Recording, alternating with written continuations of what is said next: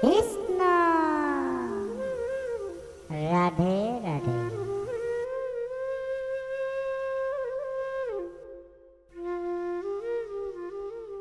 কৃষ্ণ ৰাধে ৰাধে প্ৰভু পিছে মোৰ ঘৰটো আহি তই যা বা প্ৰভু ক'ৰ পৰা আহিলি ঐ?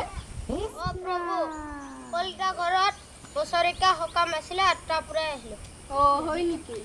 তই পিছে ক'ৰ পৰা আহিলি ইটানগৰৰ পৰা আহিলোঁ। বা ইটানগৰ গৈছিলি ইটানগৰ যা এতিয়া আহিলি তাত বেঙা ইটো ইটানগৰৰ কথা কোৱা নাই আমাৰ ষ্টাৰত থকা ইটানগৰৰ কথাই কৈছে নাজানো আৰু মই পিছে ঘৰত না ক'ত আহিলোঁ ৰ তহঁতৰ ঘৰতে কাম এটা আছে।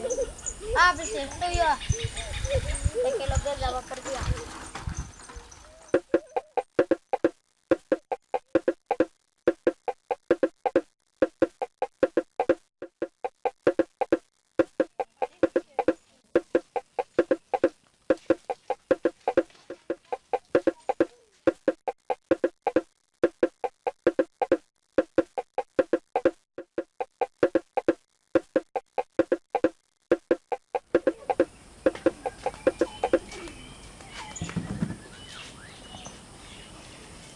পাছে কিনো কাম আহিলে কথাটো কম ৰ। তামোল খাবাও পাণ কুমলীয়া হৈ আছে নালাগে দে তাতে খাই আহিছো নালাগে। পিছে প্ৰভু বেলেগ দিনাখনতো ক নাম থাকিলে খবৰ দিবি বুলি কিন্তু খবৰ দিয়াৰ পিছত তই কিয় ওলাই নাহ কি কৰিবি সময়ে মিলাব নোৱাৰো তহঁতকে ঈশ্বৰে কৃপা কৰিব আৰু। ৰাধে ৰাধে নহয় মাহেকৰ মূৰত তই এদিনো সময় নাপানা তই ইমান কাম কাম কৰিব লাগিবই। মঙলবাৰে দিব লাগে বন্ধনৰ, শুক্ৰবাৰে দিব লাগে গ্ৰামীণৰ আৰু মাহেকীয়াটো আছে। তই তাৰমানে ডিঙিত গাঁঠি লগাই লৈছ উপায় নাই লবাই পালো। পিছে তহঁতেতো সদায় নামত ঘূৰোৱে শাস্ত্ৰখনতো মুখতে আছে। ৰাধে ৰাধে পিছে ভাগৱত পঢ়ে না গীতা পঢ়ে না মহাভাৰত পঢ়ে? তিনিখনো পঢ়ে মাজামিহিলাকে তাৰমানে তিনিখনো পঢ়ে ন?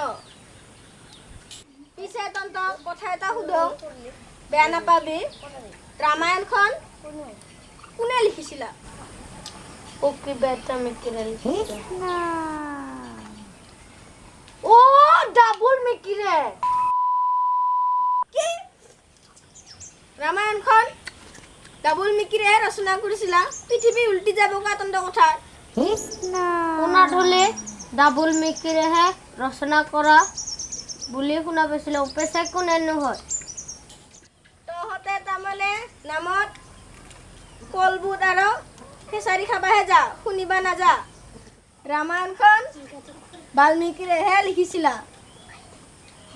ইমান বেয়া মানুহে লিখিছিলা না কৃষ্ণ শুনিছিলো তো বাল্মীকিৰে ৰচনা কৰা বুলি হয়তে তহঁতক আৰু এটা প্ৰশ্ন সুধো মহাদেৱৰ ল'ৰা দুজন এজনৰ নাম গণেশ এটাৰ নাম কাৰ্তিক কোনটো ডাঙৰ? গণেশ ৰাধে তাৰমানে কাৰ্তিকে সৰু ফলটা বেয়া কৰিবি তহঁতে। প্ৰভু তহঁতে মই যাওঁ আৰু তহঁতৰ লগত খানা পাতো আৰু। ৰামায়ণখন বোলে ৰজা বহাৰ ডাবুল মিকিৰে ৰচনা কৰিছে। কি ফাল্টু মানুহ। মানুহটো কিয় আহিছিলা নকলাও ৰাধে বলাহে ৰাধে দে প্ৰভু মই যাওঁ আৰু দে